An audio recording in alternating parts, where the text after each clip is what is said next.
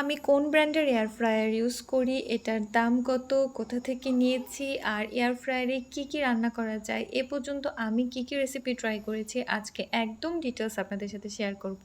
তো আমি ইউজ করছি একদম রিজনেবল প্রাইসের মধ্যে একটা এয়ার ফ্রায়ার। এটা হচ্ছে সিলভার ক্রেস্ট ব্র্যান্ডের, আর এটার প্রাইস নিয়েছিল, আমি যখন নিয়েছিলাম আরও 2-2.5 বছর আগে, তখন 5,700 ওর 5,800। এটা আমি নিয়েছিলাম দারাজ থেকে। আর এটাতে বিভিন্ন রকমের অপশন আছে, লাইক নাট, পিৎজা, মিট, অনেকগুলো অপশন আছে।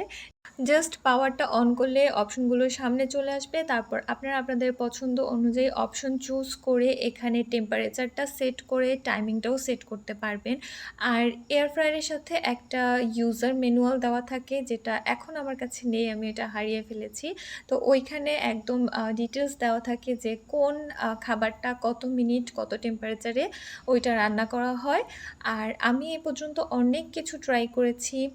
চিকেনের আইটেমের মধ্যে আমি তান্দুরি চিকেন আইটেম ট্রাই করেছিলাম, চিকেন ফ্রাই ট্রাই করেছিলাম। তো সব কিছুর ভিডিও ক্লিপস আমার কাছে নেই, যে কয়েকটা জিনিসের ক্লিপ ছিল সেগুলো আমি অ্যাড করে দিয়েছি।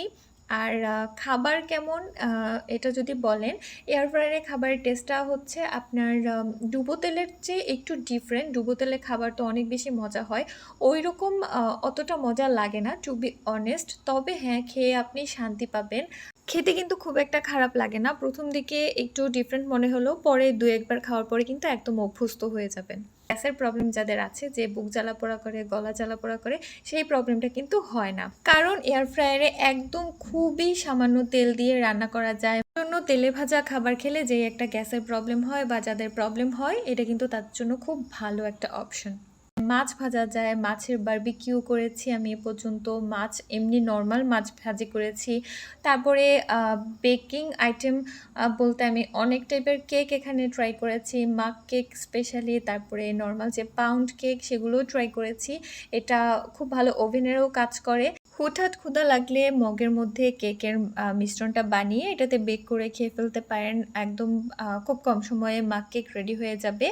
তারপরে আমি এখানে ব্রেড দিয়ে বিস্কিট বানিয়েছি। আমি এটাতে নর্মাল যে বিস্কিট সেটাও ট্রাই করেছিলাম, ব্রেডের যে হচ্ছে টোস্ট বিস্কিট সেটা ট্রাই করেছিলাম, সেটাও খুব ভালো হয়েছে খেতে। তারপরে বিভিন্ন ধরনের ভাজা পোড়ার আইটেম যেগুলো লাইক সিঙ্গারা, সমুচা, এগুলো আমি ফ্রাই করেছিলাম, খুবই ভালো। খাওয়ার পরে কোনো ধরনের বুক জ্বালা পোড়া করেনি, তবে হ্যাঁ টেস্টটা একটু ডিফারেন্ট। তারপরে বিভিন্ন ধরনের স্ন্যাক্স যেগুলো, সেগুলো খুবই সামান্য তেল দিয়ে এয়ার ফ্রায়ারে ভেজেছি, জাস্ট উপর থেকে একটু তেল ব্রাশ করে নিয়েছিলাম। এখানে আমি চিকেন বক্স প্যাটিস বা এই টাইপের যে স্ন্যাক্সগুলো সেগুলো ভেজেছি। আমি এটাতে আলুর চপ, পেঁয়াজু, এগুলো সব হচ্ছে ভেজেছিলাম খুবই সামান্য তেল দিয়ে। আর রোজার সময় এটা আমার কাছে খুব ভালো একটা অপশন মনে হয়েছিল। আর আমি রোজাতে প্রায় প্রতিদিনই এয়ার ফ্রায়ারটা ইউজ করতাম। এই টাইপের যে ভাজা পোড়া টাইপের খাবারগুলো, সেগুলো সব আমি এয়ার ফ্রায়ারে ভেজেছিলাম, যার কারণে খাবারগুলো খুবই হেলদি হতো। এছাড়াও আমি এটাতে বেকড পাস্তা আইটেম যেটা, সেটা ট্রাই করেছিলাম, সেটাও খুব ভালো হয়েছিল খেতে। তাছাড়া পিৎজা ট্রাই করেছিলাম, পিৎজাও খুবই মজা হয়েছিল, একদম পারফেক্ট একটা পিৎজা হয়েছিল। সব থেকে ভালো যে ব্যাপারটা আমার কাছে লেগেছে সেটা হচ্ছে আমি এটাতে খাবার গরমও করতে পারি। আমি কিন্তু এটা প্রায়ই খাবার গরম করার কাজে ইউজ করি, ছোট ছোট স্টিলের বাটিতে তরকারি নিয়ে তারপরে সেটা আমি গরম করি। নান, পরোটা আর বিভিন্ন ধরনের স্ন্যাক্সগুলো আবার যদি আপনি এগুলোকে গরম করেন, তাহলে একদম ফ্রেশ বানালে যেই টেস্টটা পাওয়া যায়, সেম টেস্টটা আসে, খেতে কিন্তু খুব ভালো লাগে।